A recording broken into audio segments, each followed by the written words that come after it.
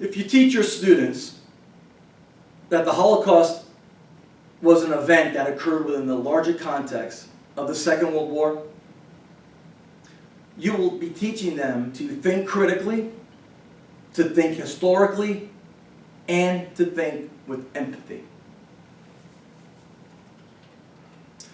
One of my favorite chapters in the Bible is Genesis 13. Now let me set it up for you. Abram and Lot are about to separate. They both have accumulated a lot of livestock. They have people that are supporting them with the livestock. So what happened is they've outgrown the land. They cannot support both of them. So they are on this mountain, and Abram says to his nephew Lot, all right, look, there's too much strife between us. Let's not have this any longer. You choose.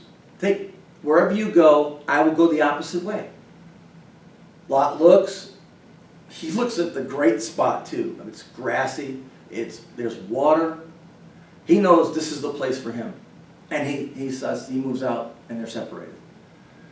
Now here's Abram is standing there. And all of a sudden, here's what happens. The Lord said to Abram, after Lot had separated from him, now you lift up your eyes and look from the place where you are northward, southward, eastward, and westward. All the land that you see, I will give it to you and your descendants forever. What I like about these few lines, verses, is it talks about a renewal in what you look, the way you look at things. Now you look, Abram. Take another look. Look at something differently. And I think what we need to do today is to look at Holocaust studies new and in a different way. And that is to teach students that the Holocaust was indeed an event that occurred within the larger context of the Second World War. Now for them to understand this, there are certain antecedents that students need to understand and grasp, such as Nazi Germany, anti-Semitism, racism, totalitarianism, social Darwinism, the nature of modern warfare. Without doing this, they will not be able to think critically, historically, or with empathy. Margaret Drew said, 1991, not only do students not have the ability to think this way, but they can't even think of the implications of these, what we call historical trends. So what do we do? And where do we turn? My first reaction was, I would turn to textbooks. But maybe, just maybe, textbooks have become part of our problem. And here's why. What's happening is military historians treat the Holocaust as a separate event altogether. They may even mention it in passing or as an addendum. And these are words of one particular military historian. But he is also an equal opportunity exhorter. A few lines later, he will say about Holocaust historians that they do something very similar. They may mention something like the war in the East. They may talk about the liberation of camps, but they don't really connect the two. Well, that essay was written in 1998, 18 years ago. Well, I wanted to look for something a little more contemporary. So I found an article by David Cesarani, written in 2014. His findings were very similar. He first took a look at hardcore military historians. What he found, though, is that they're making an attempt to link the two together. However, when it comes to Holocaust historians, here's what he has to say. Sadly, I think historians whose focus is primarily on the Jewish tragedy have done less to engage with either the macrocosm dimensions or the minutiae of warfare.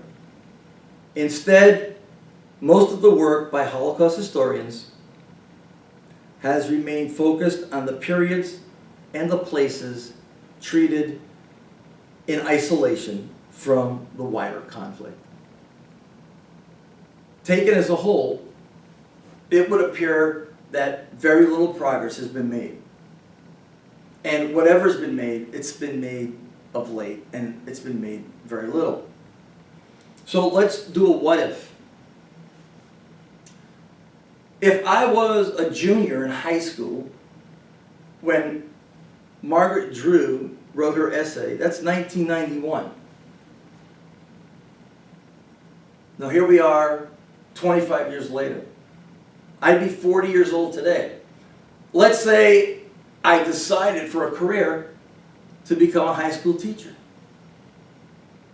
And let's say I'm the type of teacher who did not take the initiative to learn about these historical trends I talked about earlier.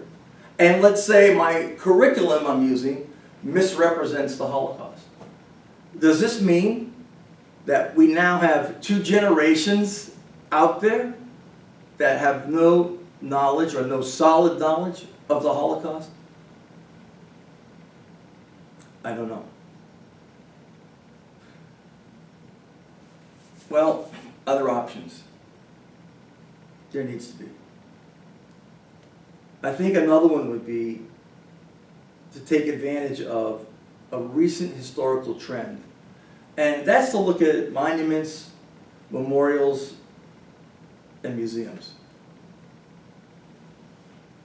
But before I do that, I wanted to test the waters a little bit about this lack of knowledge. For a previous class I had, part of the assignment was to do a critical museum review. So I chose the Los Angeles Museum of the Holocaust in Los Angeles, California. I spoke with the director of training for students and asked, what's the one thing that teachers need to be doing that they're not? And his answer was that what they need to be doing, teach your students that the Holocaust occurred in the larger context of the Second World War. Okay? I thought, well, maybe this is just an American issue because you have the European soil, but we weren't involved in that. Okay?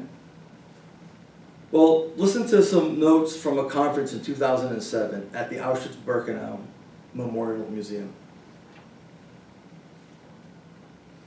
Today's generation of youth, the fourth since the war's end, has no connection with the Nazi period. If this task is not fulfilled by itself, young people's concrete knowledge of the Nazi period will become even poorer. The second quote is much more Alexandrian in getting to what the problem is. And I'm going to read this one in full. Teachers very often arrive unprepared. Now let me stop for a second. Margaret Drew was talking about students. She wasn't talking about teachers. Because you can see, this next generation, it's already in place. Okay? Teachers very often arrive unprepared. It's been necessary to teach from the beginning. Not only to explain why we should remember what happened during the Second World War, why we must remember what happened to the Jews during the war, but to teach them the basics and to show them what attitudes we can shape. The parents of the young people who come to us were born before the war. And for them, the history of the war is no longer part of the narrative. These are not young people for whom the memory of the war is vivid. Very often, we have to teach these young people certain basic information about the Second World War. Well, what I find fascinating about these two quotes, they're given at a conference that's many consider ground zero for the Holocaust, right? Auschwitz. One of the gentlemen from this quote works at Belget's, at the museum there.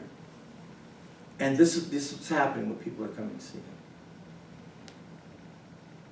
I had mentioned earlier that my other suggestion would be to take a look at monuments, memorial, and museum as teaching aids.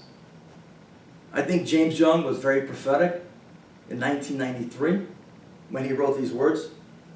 The further the events of World War II recede into time, the more prominent its memorials become. Well, not long ago, Rochelle Bud Kaplan expanded on this, and listen to the basic difference. She said, the further we get from the Second World War, very similar, but here comes the change.